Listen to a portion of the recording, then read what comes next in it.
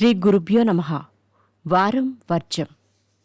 మే 11, 2026 సోమవారం. శ్రీ పరాభవ నామ సంవత్సరం వైశాఖ మాసం ఉత్తరాయణం.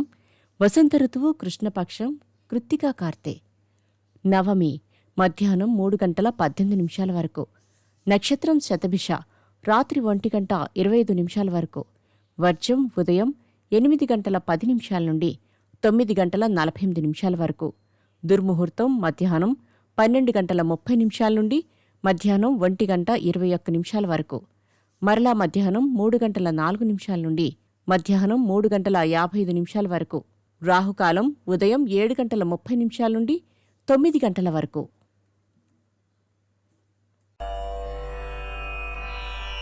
ద్వాదశ రాశులు. మేషరాశి. గత అనుభవం ద్వారా కొన్ని సమస్యల నుండి తప్పించుకోగలుగుతారు. అతిథి మర్యాదలకు ఖర్చు చేస్తారు. వృషభ రాశి. కుటుంబ సభ్యుల అభివృద్ధికి మీరు ఎక్కువగా శ్రమ చేయవలసి వస్తుంది. ప్రయాణాలు అనుకూలంగా ఉంటాయి. మిథున రాశి. మీ గురించి చెడుగా ప్రచారం చేసే వ్యక్తుల నుండి దూరంగా ఉండటం మంచిది. కాంట్రాక్టులు దక్కుతాయి. కర్కాటక రాశి.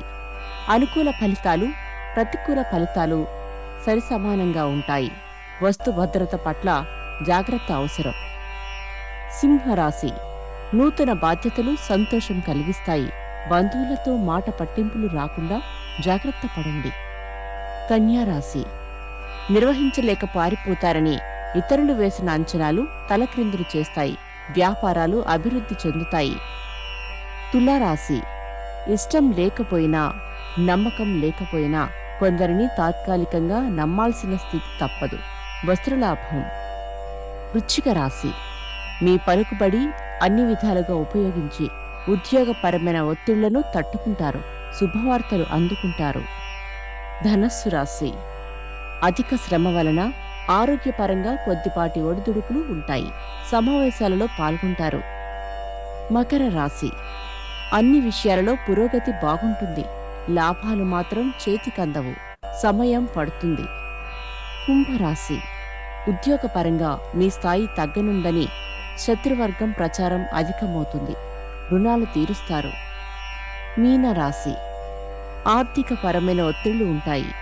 సర్దుబాటు చేసే కొద్దీ మరికొన్ని పుట్టుకొస్తాయి. కళా, సినిమా రంగాల వారికి ప్రోత్సాహం.